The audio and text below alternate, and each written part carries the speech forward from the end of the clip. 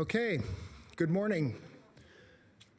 I'm going to call the meeting for the Truckee Meadows Fire Protection District Board of Directors to order for Tuesday, February 19th.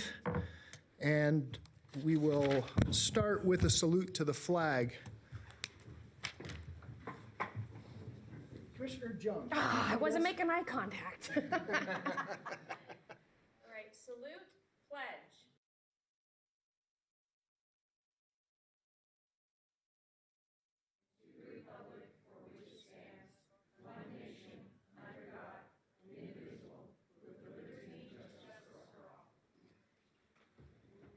Up.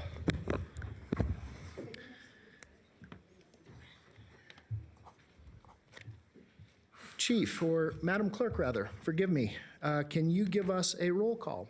Yes, sir. Von Hartung, Chairman. Present? Bob Lucy, Vice Chair. Here. Marcia Burke-Bigler. Here. Katie Jung. Present. Jeannie Herman. Here. Chief Charles Moore. Here. And Deputy District Attorney David Wattsville. Here. Sir, you have a quorum. Thank you, Madam Clerk. Chief or Madam Clerk, either one, public comment. I have no cards of anyone wishing to speak. Do we have any? There's nobody signed in. Okay. Is there anyone in the public wishing to speak? All right, I will close public comment. Chief, I think you wanted to move item number, what, 7?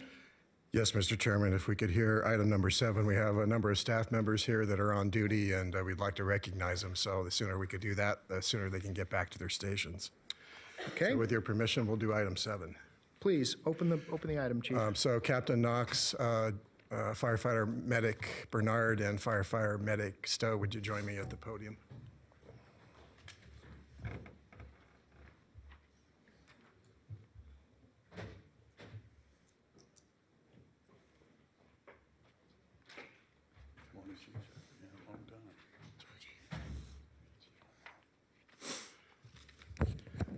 Our jobs require so much responding to people that are hurt and destruction by fire. It's nice to be able to recognize our staff for something that is joy-filled.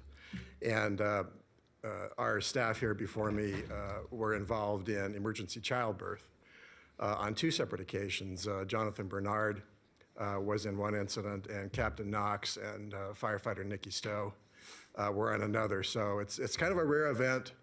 But what a great thing to be involved in. So we wanted to recognize each of them with a Star of Life that is emblazoned with a stork.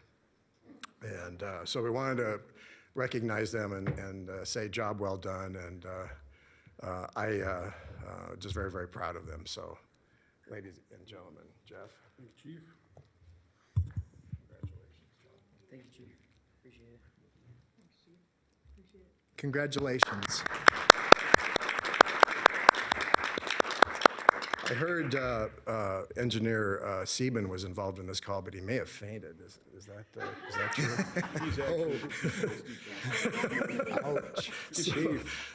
Because he's not here, I get to make fun of him. So thank you again. Thank you, Chief.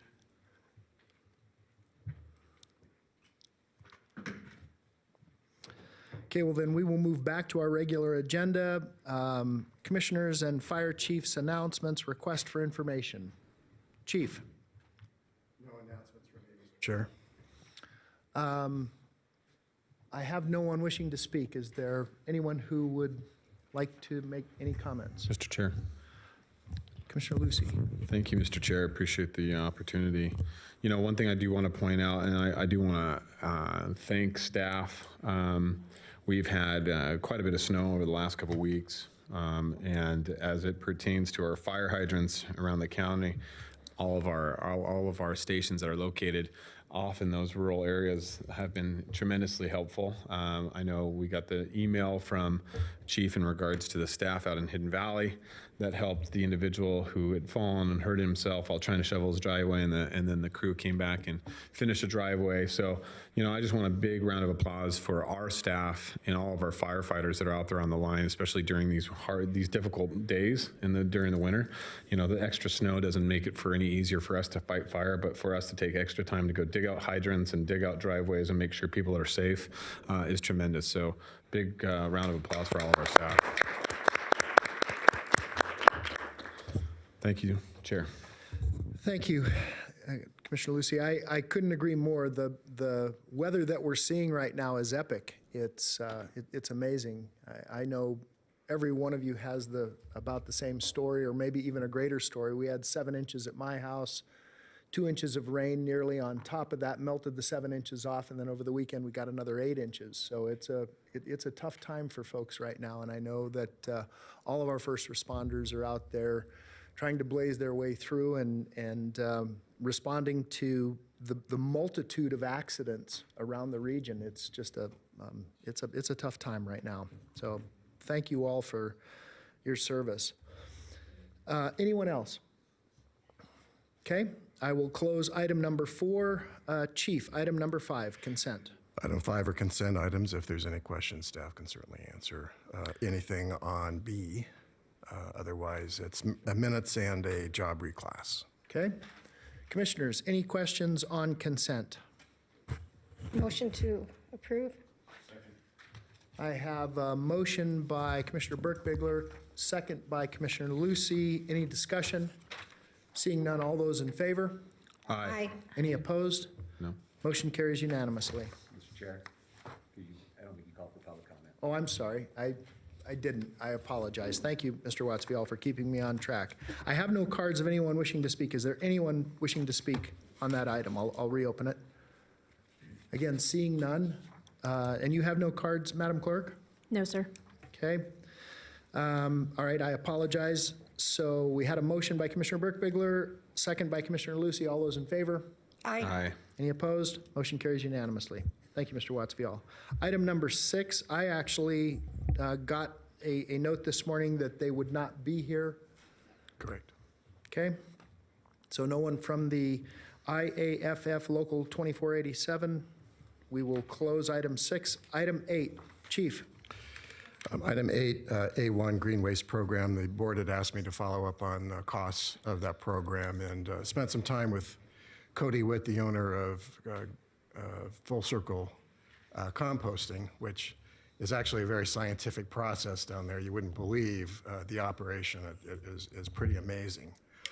What they have said is that our costs are about as low as they can possibly be, and in fact, we had some loads that were very pristine in terms of no non-recyclables in the pile, and we had some loads that were very, very polluted with plastics and other materials. So the problem for them is to pick out all of that stuff, and at the risk of a show and tell presentation, I want to show you what came out of some of our loads. There's, it's very, very hard in about 5,000 cubic yards of green waste that gets deposited there. If we don't have a lot of staff there to watch what's being dropped, this is how that material infiltrates. So at Lemon Valley, we found all kinds of goofy things like a ski boot holder, all kinds of plastic. There's an inhaler in there. All of that stuff has to be sorted, and all of that stuff requires man hours to do that. So he's been very gracious in our loads. He's given us the lowest possible rate for non-contaminated waste. But in the future, if we're going to do this, we need to do some public education for citizens to know that they need to keep their green waste clean. And we've decided to collaborate on a video, short video. But therein lies the problem of taking all that material there and the cost of having to sort all that. The only other way we could possibly reduce our costs would be just simply to burn it in our burn box, which isn't going to cost very much money, but then it, of course, does create the carbon footprint. So as we go through our budget process, I'd like to visit with each of you, perhaps now, if you want to give me some comments or individually about funding green waste program going forward. We can certainly make the program maybe as much as less than $10,000, or going forward, if we're going to recycle it, we're looking at $30,000 to $40,000 for the program. The biggest costs in the program, of course, are trucking the material down to Carson City. So with that, there really aren't any breaks that they can provide us, although we'll probably be charged more if we can't guarantee that our green waste is free of contaminants. Okay. Commissioners, any questions for Chief Moore? Commissioner Lucy, I see you reaching for your mic. Thank you, Mr. Chair. You know, Chief, in my opinion, you know, this green waste program, especially for a lot of the residents in District 2, is extremely beneficial. And I think that it's something we need to continue to do. However, and I know we will continue to do it, and it's proved to be beneficial for, you know, pine needles and a lot of the fuels reduction for individuals in different areas such as the Joy Lake Road area and Galena Creek and those areas. However, I really do think we need to find extra money to try to continue to keep it as green waste instead of just burning it in a burn box. You know, adding that carbon footprint. We've had enough smoke in challenges in this valley for the last couple of years in regards to fires and different things we do. Adding to that is just not exactly what we want to be doing. So I know it's challenging, it adds more money and it adds more time, but I think it's one of those things that we need to be as cognizant about instead of just doing the easiest way out and the cheapest way out. It's not always the best way out. So whatever we can do to find dollars to make sure that that continues to be truly green waste and keeping it environmental sound, that's really where I'd like to go from this commissioner's standpoint. Thank you, Okay. Mr. Chair. Any other comments? I'll chime in here also.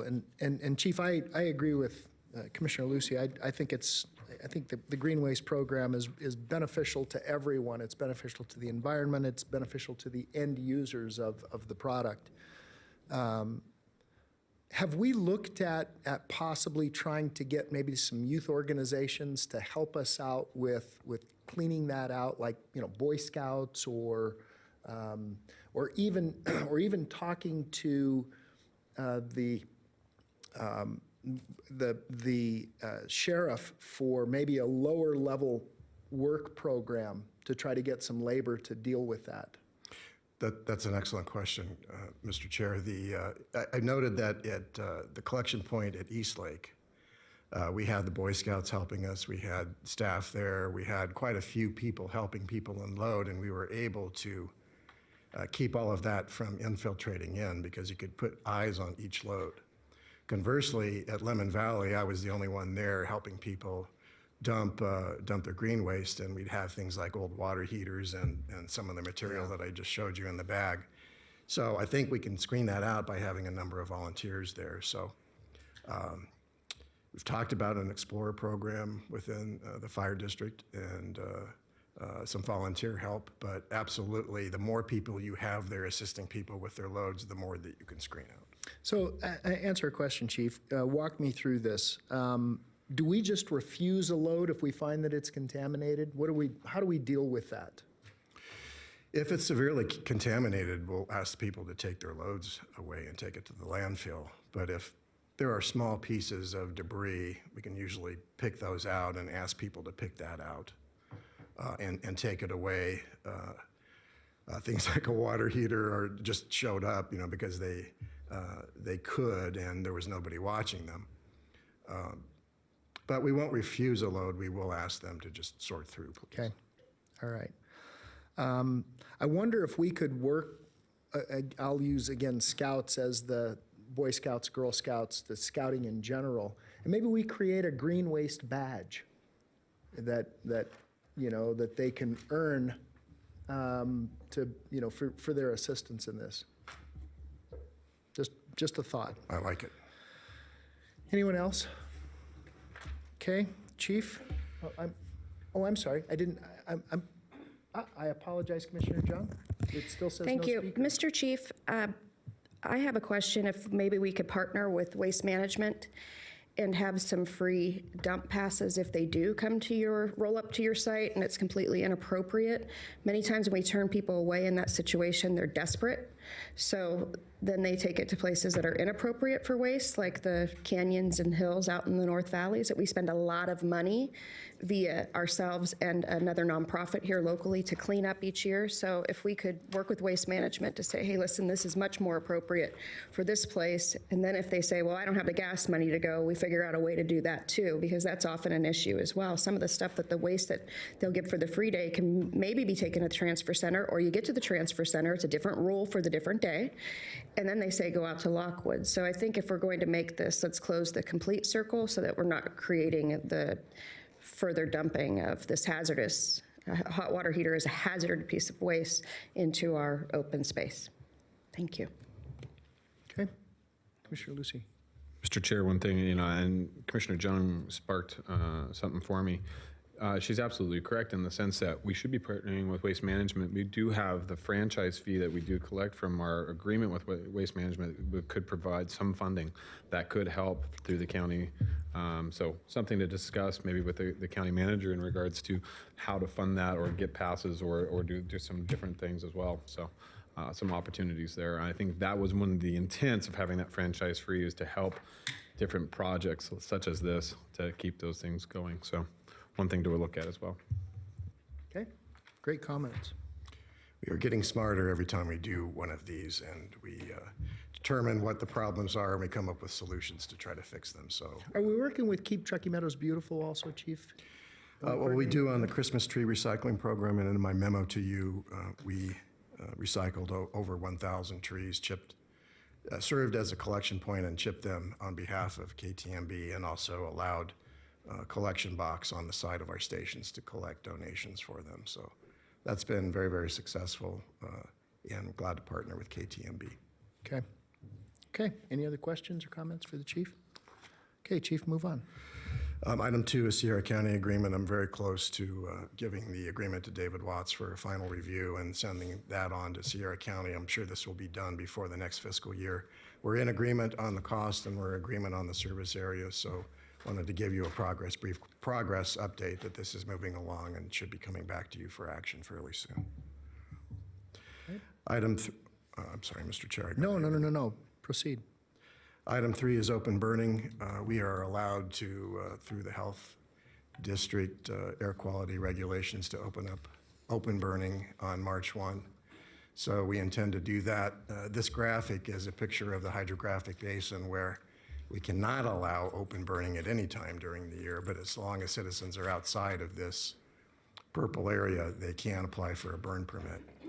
It's going to be a little bit problematic right now because so many piles of fuels that have been collected over the winter are wet, so they're going to have to dry out some. But fortunately, with all the precipitation that we've had, we will have an open burning season opening up sometime around March 1st and closing as we start to dry out.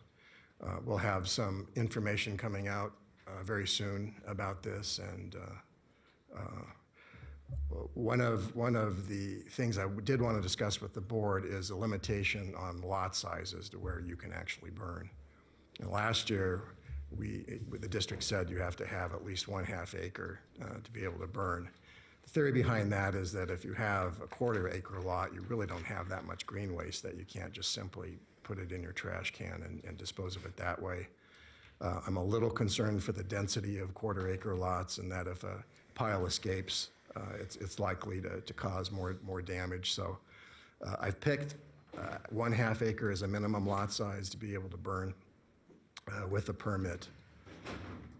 And certainly agricultural lots are many, many acres, so we don't quite worry about that.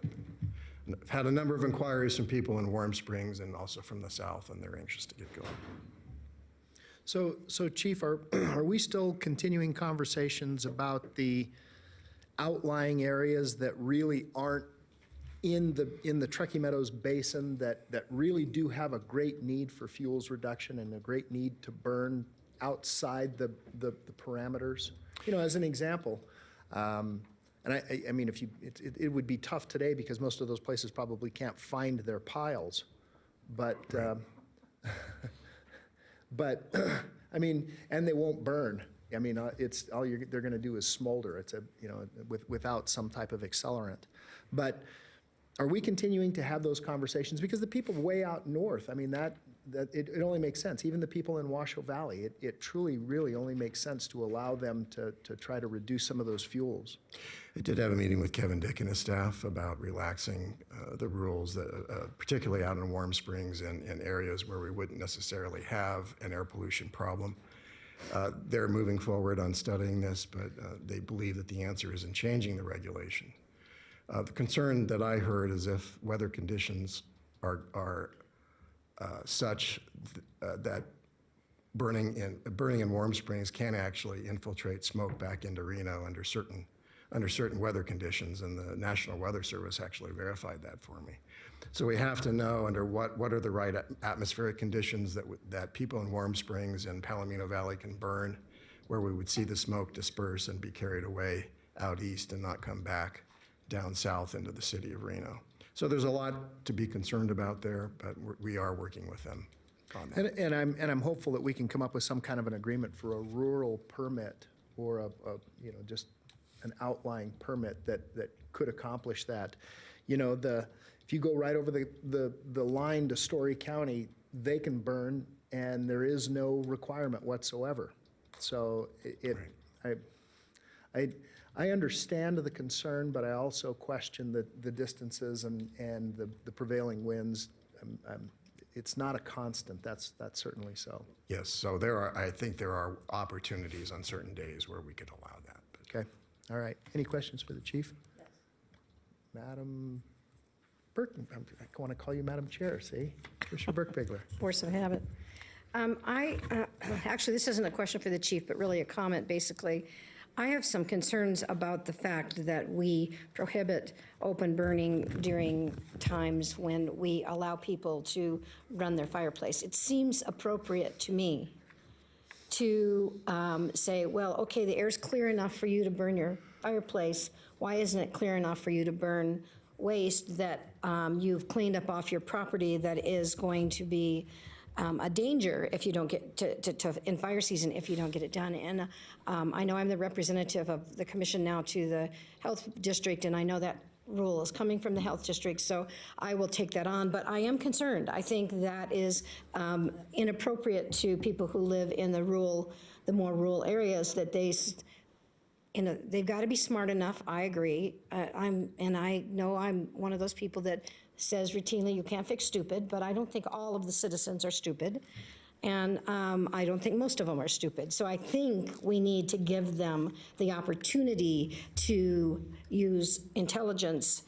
Just as they are burning their fireplaces, they can run out and set a fire in their burn tub or whatever they burn in, which is not going to result in air pollution in the city of Reno. And so I do have some concerns about that and want to see that, as well as the ability for the people who live out in the more rural areas to have more access to burning. I agree, I don't want to pollute the Reno air, but at the same time, we also don't want to burn Golden Valley down or Sun Valley down or any of those other places if we get a really bad fire season after this very wet winter.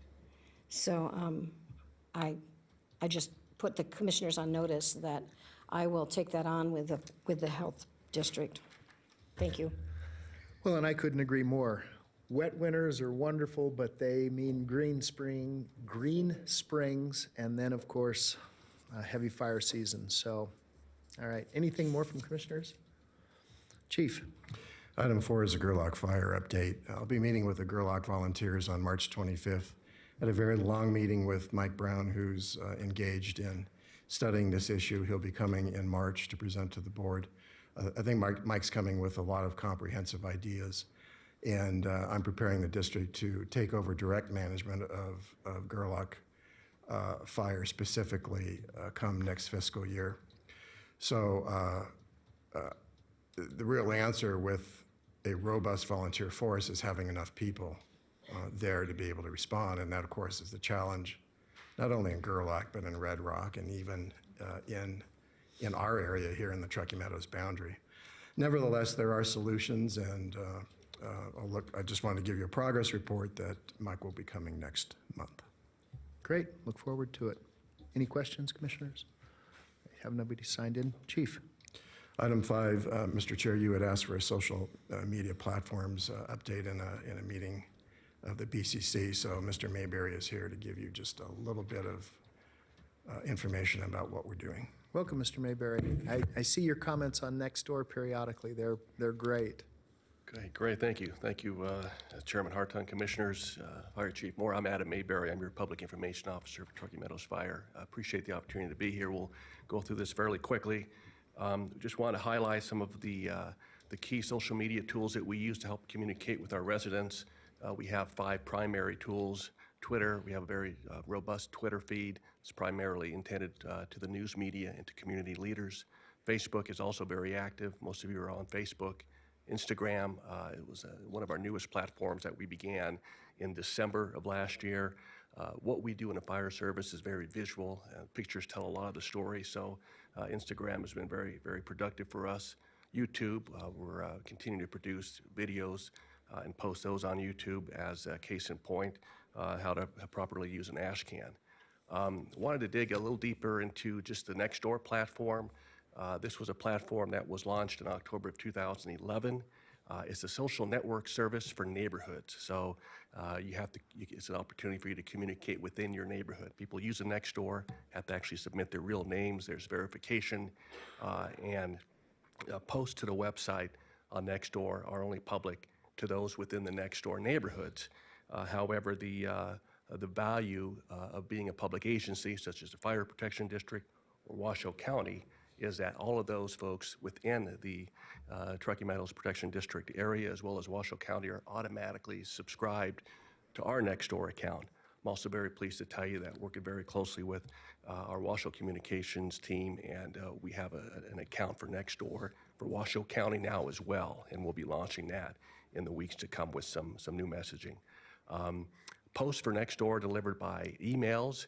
We're very selective on what we use Nextdoor for. Only really use it maybe 4 to 6 times, between 4 and 6 times a week. We don't really want to put messages on there. As you know, if you get emails from somebody every day, you tend to ignore them. So these are very timely global messages. And we can also target neighborhoods with messages. This is a screenshot of about 2 weeks ago. It tells you how many members are on the Truckee Meadows Fire Protection District. Again, this is synonymous with Washoe County. So the county's Nextdoor page would look just like this. 61,000 plus members. The number's actually growing. There's currently 24% of the neighborhoods in Washoe County that are on Nextdoor. It's just a sample of a recent post back in November when we announced our Green Waste Days. You can see the circle on the bottom right, how many people actually click open the email, 24,000 plus. Nextdoor is unique because I probably get more responses in the community about Nextdoor. Hey, saw you posting on Nextdoor. Is that you? Is that the Adam Mayberry? Yes, that's me. So it's been a very, very effective tool. Nextdoor, very similar to Facebook in a sense. You can post and begin to have a dialogue with your neighbors. You can also send instant messages to the Nextdoor administrator, which in our case is myself. A lot of the Nextdoor posts, oftentimes you see neighbors begin to go back and forth with neighbors. Some of the discussions are at times provocative and even entertaining. We just take a step back. Certainly if they're directed to our programs or initiatives, I'll respond. Another nice thing about Nextdoor is you could actually target neighborhoods. So in this very simple example, selected 4 Galena neighborhoods. You can see the red circle on the map are the dots of those neighborhoods. I could actually zero in and get a better geographical boundary of those neighborhoods. But we can send messages to specific neighborhoods, and we've done that. For instance, when we opened up the new Foothill Station, we sent a message to about a 1.5 mile radius around that neighborhood just to let folks know that we've opened the Foothill Station, that they're invited to come to the open house. So that's kind of a broad stroke on Nextdoor. Happy to take any questions and appreciate your continued support, Mr. Chairman. Thank you. Commissioners, any questions for Mr. Mayberry on this? Mr. Chair. Yes. Commissioner Burke-Bigler.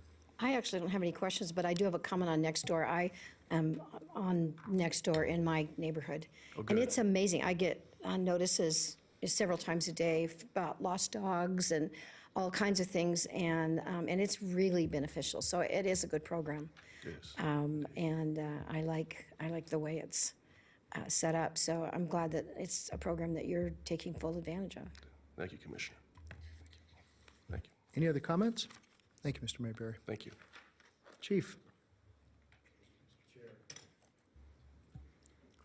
Item 6, our annual career statistics review. We provided the board just an overview of our total call volume broken down by category, incident category from 2016 to 2018.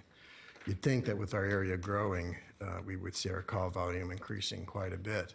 But actually, I think we're staying fairly static.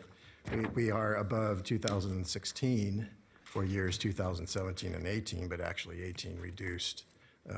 The total call volume was less than the total call volume of 2017. And most of our calls are down, except for fires, particularly wildland fires. We've had 2 robust years, of course. But it's at least interesting to note that our call volume is not going up exponentially. So we're going to use this data as we develop our strategic plan, and we're making good progress on the strategic plan and our standards of cover, which is a fancy way of saying this is our deployment plan, and looking at where we need to base future fire stations or perhaps even relocate existing fire stations. It's interesting to note that 54% of our total call volume occurs at 3 stations, and that's at Spanish Springs, at Sun Valley, and at Stead. The rest of those calls are spread out throughout the rest of the district. So for our future, and as we bring in these standards of cover for you, we are going to take a specific look at that area. I'm particularly concerned about where the Stead station is located, because we have to go one way to Golden Valley, we have to go another way to Lemon Valley, and we're starting to see our longest response times in that general area. So we need to test all of this with data, which is why we do the standards of cover and look for a plan to try to accommodate, reduce our response times, and improve the service area in those locations. So the first draft of the standards of cover, I think, promise that to you in February, but we're a little bit behind. So I would look for that beginning in March and April and May to try to wrap that up. And that is all I have for my comments. And if there's any questions on that, Mr. Chair, I'd be glad to answer them. Thank you, Chief. Commissioner Jung? Yeah, I have a question. When the regional plan is being updated, as we are going through right now, how much are first responders consulted? Do you come and give testimony to them? Not been asked. I'd certainly be anxious to provide some testimony to that. I think that should be something that's wrapped in our regional plan, is first responders and where they're anticipating growth or lack thereof in certain areas that are being identified as prime for denser living. And I'm not on the regional planning governing board, but I would hope that somebody here who is, I think we have 3 people on it, would take that back. I know you're getting ready to wrap up the update, but one can only hope. I know we tried to abolish the whole thing, so I know that a lot of people are doing it holding their nose. And then the other thing is how much the school district is involved as well, because school districts predict growth better than we will ever do with the regional plan. Developers give away cheap land way out in Nowheresville, which is where McQueen used to be. They build the high school, and then guess what happens? Then they build all the houses around it. So it's not planned and appropriate growth. It's driven by other entities that we really have no control over. So I would like to see the school district at that as well. I don't want to get off the agenda item, Mr. District Attorney. Thank you. I have another question, and that is, you were mentioning the fire stations that have the most calls, and is it fair to say those calls are medical driven more than fire or chemical or hazardous waste driven? It is fair to say, yes, that it is driven more EMS calls, but also more fire calls. Okay, and then to go to the EMS issue, when you are looking at moving stations, are we also looking at REMSA and what their level of service is expected? Spanish Springs is a best effort, Sun Valley, best effort. So we end up filling in the gap with medical, and with the franchise agreement with the Board of Health, how much is the fire inputting where REMSA should then be providing services as a matter of course, as a best effort, rather than, okay, we'll let in these, which I wouldn't argue that Sun Valley is rural, and we'll let in these areas that we don't want to service, we're going to rely on the local government and local firefighters to service. So can we have an overlay of that? REMSA, so do a map for me of calls for service for medical issues only, and then overlay on that where REMSA's priority call is, and then best effort, and see if there, I mean, I'm pretty sure there's a huge correlation, but I want to see what it looks like today, because it's always been that way, as we're looking at where to put fire stations if we're going to move them. But I agree, and I think the regional plan should inform that, and you should inform the regional plan of where that would go. Thank you. Commissioner Herman. I just wanted to assure Commissioner Jung that it was brought up by me at one of our workshops on the plan. So whether it'll get approved and get the vote from everybody, it just stands to the future. We'll just watch for it and hope for it. Commissioner Burke-Bigler. Well, and yes, and I completely agree with Commissioner Herman and Commissioner Jung, because I think that that's extremely important to take a look at, is what type of service are we able to provide in those areas, which I think those of us who sit on the governing board, the regional governing board, probably at least have an idea that the majority of the projection of growth is going to be in the North Valley. So I think that's one of the things that really concerns me, and I'm interested to see whatever I did with my glasses so I can actually see that it's Stead, Sun Valley, and Spanish Springs that are the three highest. And so it seems appropriate to me that as we look at our plan for where we're going to put them, we already have a problem we need addressed. And so, I mean, I think this problem needs addressed regardless of what we ultimately get the regional governing board to do in their plan. I think from our perspective, this is a problem we need to really look seriously at as we do our next budget and our next regional plan for fire. Thanks. And we have had the conversation at regional on a number of occasions, especially about level of service with respect to REMSA and that best effort time. I know I've brought it up numerous occasions where Spanish Springs is a best effort zone. Chief, are we seeing a leveling of calls with respect to our auto and mutual aid with the city of Sparks in Spanish Springs? It's about a, what is it, about maybe 10 to 1, 20 to 1 in favor of Sparks. We're responding more frequently to Sparks. We're responding more frequently in favor of Truckee Meadows, right? Yeah, and I would say that Sparks is a very good partner with us on structure fires in there, because they can often be the second or third due, so we can build an effective firefighting force at the location of the fire a lot faster. So simple comparison of the numbers, of course, tilts towards TM providing more. Nevertheless, City of Sparks is a valuable partner for us in structure fires and wildland fires. I still think we need to make quite a bit of progress with respect to automatic aid with the city, which has been nil, unfortunately, but that's a conversation that we need to continue to press on.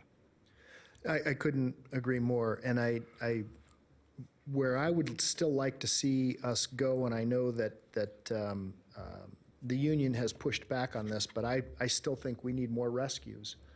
Two-man rescues are a more cost-effective, faster way to respond to the bulk of the calls that we're getting, as opposed to, responding an engine every single time they have to go out. It really only makes sense when I was in business for myself, I didn't take my entire arsenal out to every single job. I took only the tools that I thought that I would need, and of course, if it was an undetermined amount, then I would what we would refer to as pack for bear.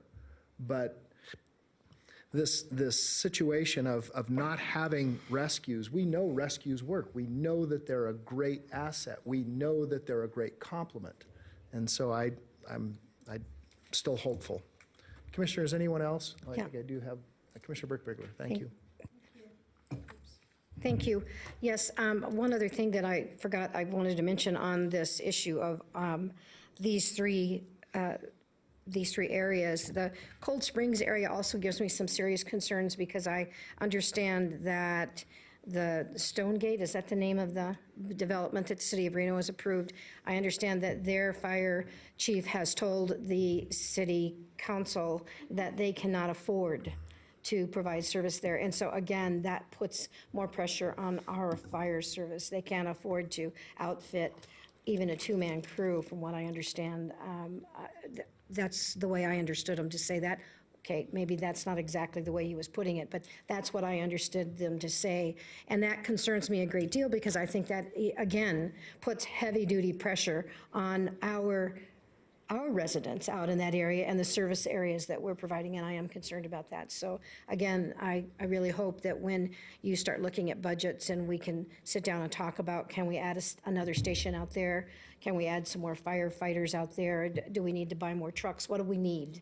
And how do we assure that we're getting appropriate services to all of the people who ultimately are going to be living in that area and are living in it right now? If I may, Mr. Chair, the conversation also needs to include regional response on all levels. And so what I find perplexing, and I don't mean to be overly blunt, but I'm going to be, that at Station 35 in Mogul, we are closest to everything in Verdi.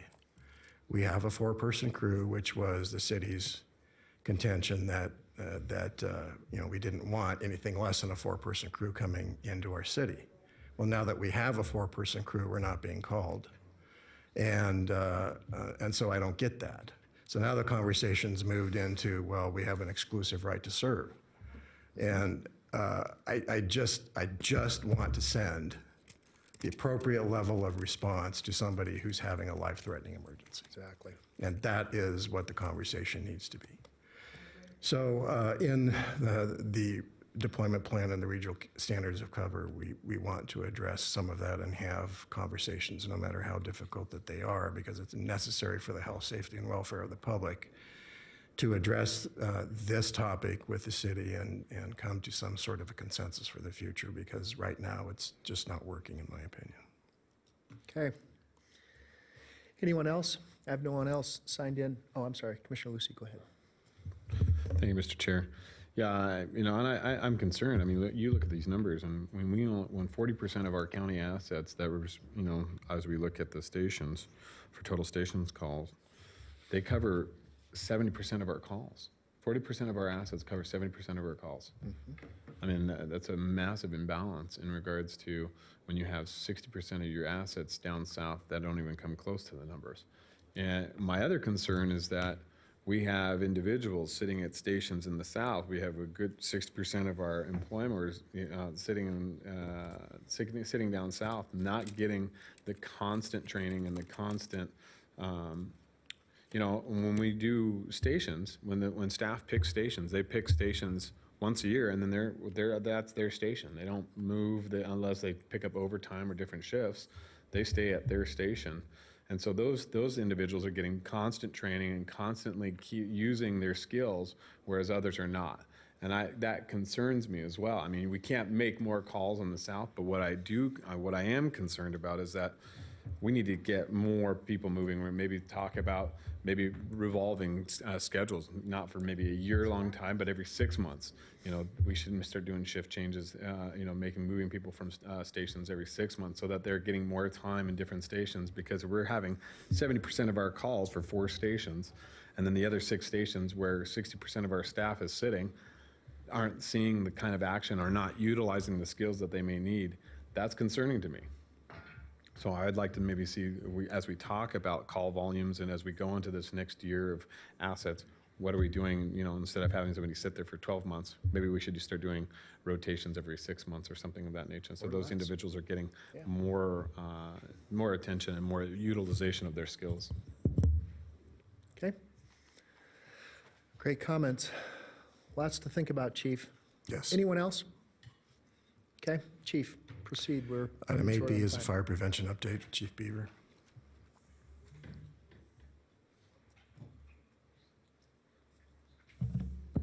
Good morning, Commissioners.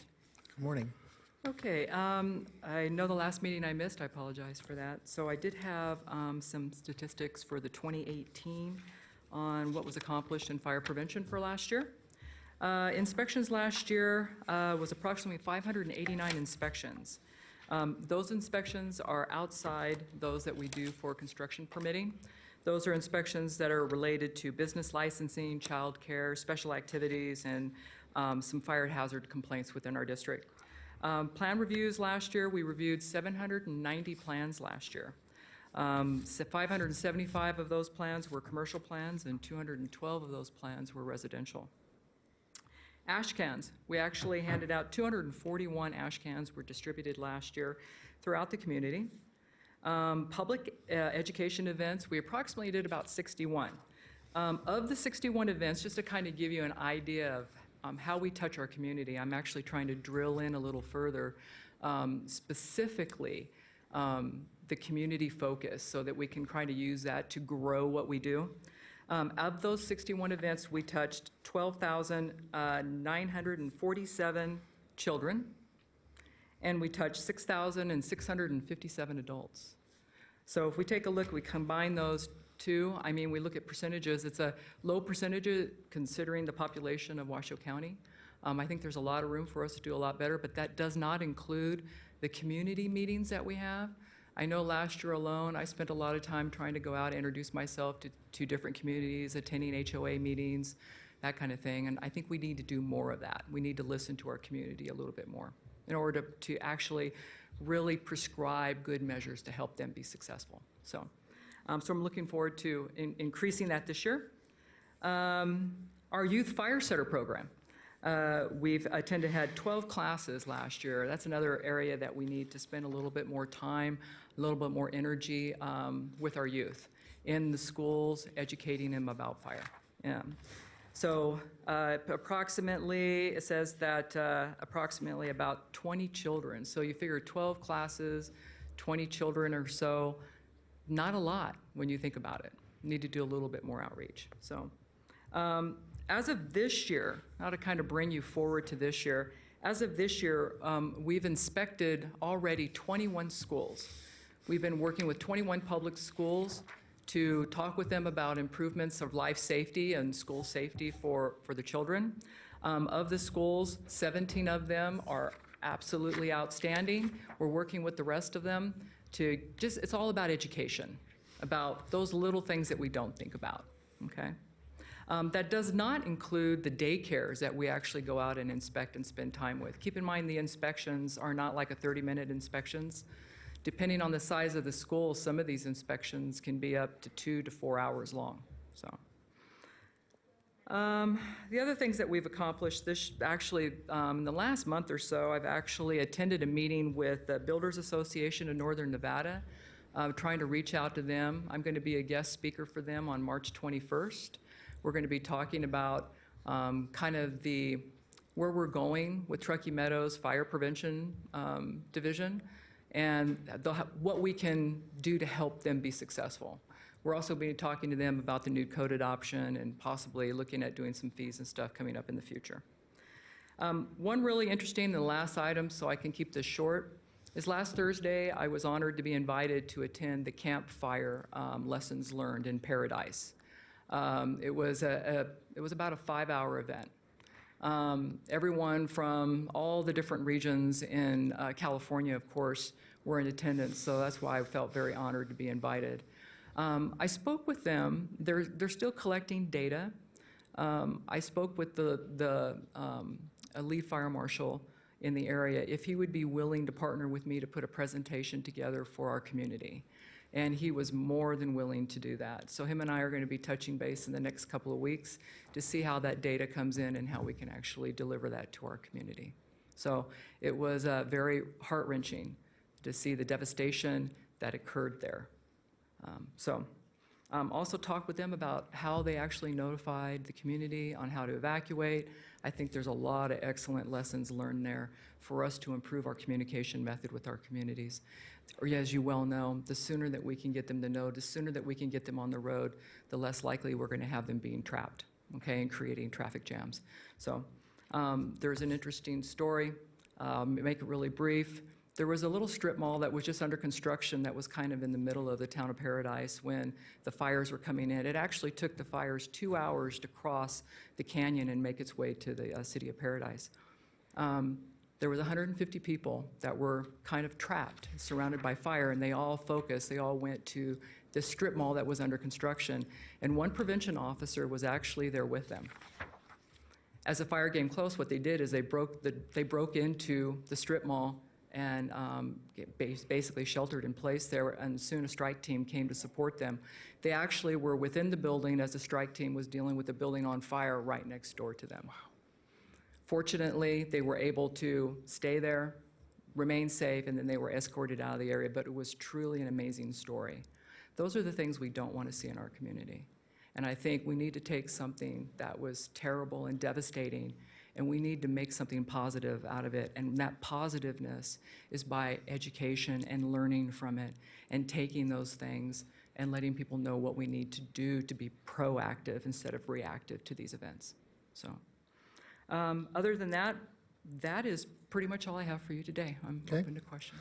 And Chief, on that presentation, I think we should probably schedule a special time for that as opposed to trying to squeeze it in, because I think that there's some important lessons there, and I'd really like to. I think the board would benefit from hearing that, and the community as well. Commissioner Jung. Oh, you withdrew? Okay. Okay. Anyone else? Okay. Thank you, Chief. Chief. Item 8C is the operational update from Chief Gorgon.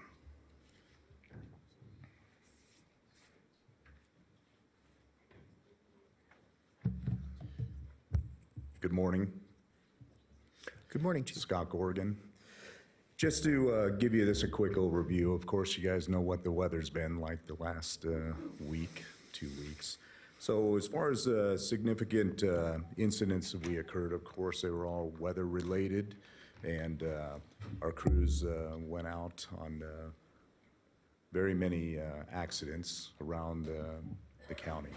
So we also responded to some flooding issues out in the Lemon Valley area, and also out in the Palomino Valley area also. And we had one fatality on I-580, I think if you guys remember, on Valentine's evening at the commute.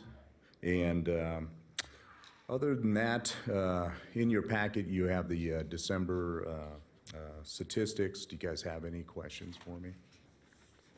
Commissioners? Okay. We have none. Okay. Thank you, Chief. Thank you, Chief. Thank you, Mr. Chair. In the interest of timing, I take items 9 and 10 together. Let me see, I have no one signed in for public comment on item 8. Is there anyone wishing to speak? Anyone? Madam Clerk?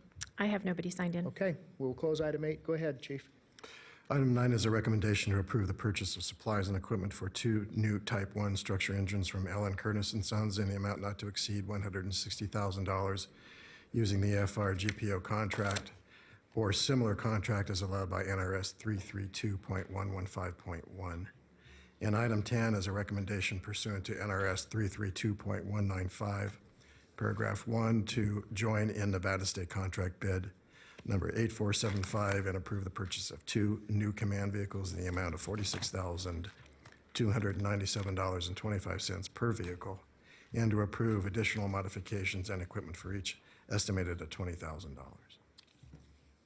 Okay, Move to approve. Items 9 and 10. I have a motion by Commissioner Lucy to approve items 9 and 10, second by Commissioner Burke-Bickler. Any discussion? Seeing none, all those in favor? Oh, I have no public comment signed in. Is there anyone wishing to speak on these items? Thank you, madam. Okay, I have none. Okay, we have a motion by Commissioner Lucy, second by Commissioner Burke-Bickler. No discussion. All those in favor? Aye. Any opposed? Motion carries unanimously with Commissioner Jung not at the dais. Chief. Thank you, Mr. Chairman. Item 11 is discussion and direction to staff regarding 2019 Nevada legislative session and other legislative issues proposed by legislators or other entities permitted by the Nevada State Legislature to submit bill draft requests or such legislative issues as may be deemed by the chair or the board to be of critical significance to Truckee Meadows Fire Protection District. Staff's aware of AB 102, which is legislation that proposes to increase penalties for individuals who may commit crimes against the family members of first responders, such as police officers or firefighters. This seems quite reasonable.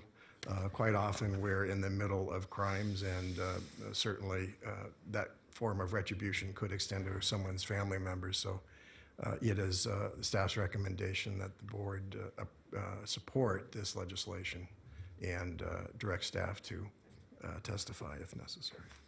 Okay. Commissioners. Commissioner Burke-Bickler. Oh, I'm sorry. I see you there.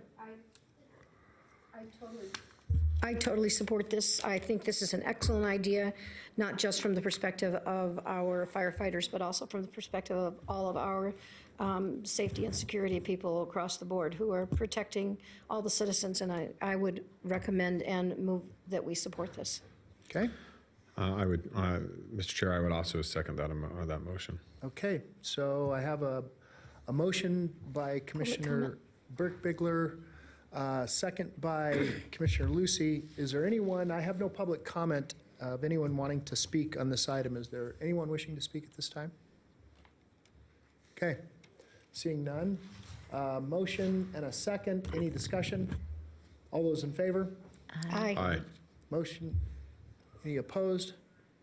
Motion carries unanimously with Commissioner Burke-Bickler, Commissioner Jung, rather, being away from the dais. Chief.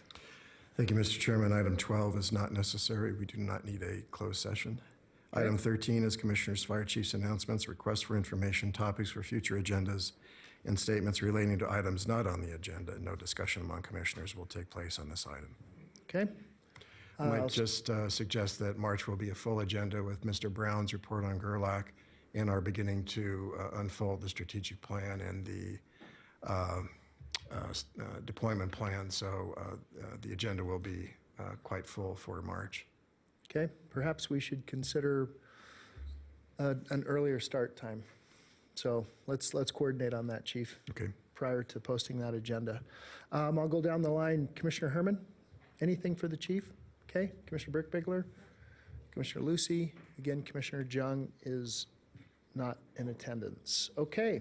Item 14, public comment. Madam Clerk, do we have anyone wishing to speak? Yes, sir, we have Tammy Holt still. Okay.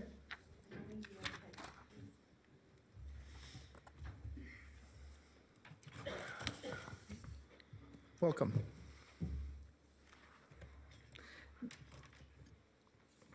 Can we have the overhead, please? Thank you. Tammy Holtstill, Lemon Valley Swan Lake Recovery Committee for the record. I'm in the right spot for this location, for this situation. As you see up there on Facebook, last night, a resident had to have her mom taken by REMSA to the ER. Due to the fact of the lack of communication from the top down, REMSA went over Dirt Theodore, which Washoe County said they had closed to the public, and then didn't know how to get out of the back of the valley to get back to Lemon Drive to go to the hospital. This is unacceptable, Chief Moore. What is it going to take for all of you to understand somebody's going to die because of the lack of communication and the lack of response from the top down? Better planning. If planning was done correctly, Lemon Drive would be open and there wouldn't have been an issue. I'm angry and I'm getting loud and I know it because it's public safety. Do you see that up there? That is your responsibility. That is your staff's responsibility. And to have Mr. Solero sit there and say everything rolled out as planned, which I have the wording and I will be playing later, is absolutely ridiculous. The next thing that's going to happen is there's going to be a lawsuit where my money, my tax money is going to pay for a lawsuit because you up here can't do your jobs. Do you really like that? Do you like me getting loud? I don't. I don't like feeling like this. I do not like the fact that we had a child last year that almost died. Same baloney, different time. Come on. Lemon Drive was closed. They couldn't go over Deodore very well because it wasn't graded. They didn't know how to take the other way around. This is emergency response. This is your job, and it is your job to make sure that the safety for the public is there. You need to do it. Thank you. Ms. Denise Ross.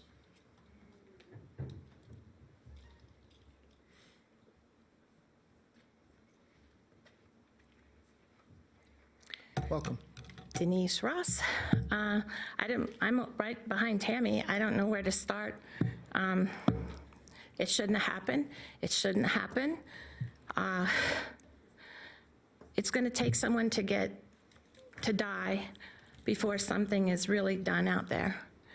We've asked Mr. Lucy, we've asked Mr. Hartong, we've asked Marcia Burt-Bigler. Jeannie's on our side. She represents us. We need to get together and do something, guys and ladies. I don't know what the answer's going to be, but let me give you a little information inside. Do any of you know the woman who went to the hospital last night? Onagayu's mother? She's one of Mr. Lake, Mr. Ray Lake. That's his mother. He's one of you guys.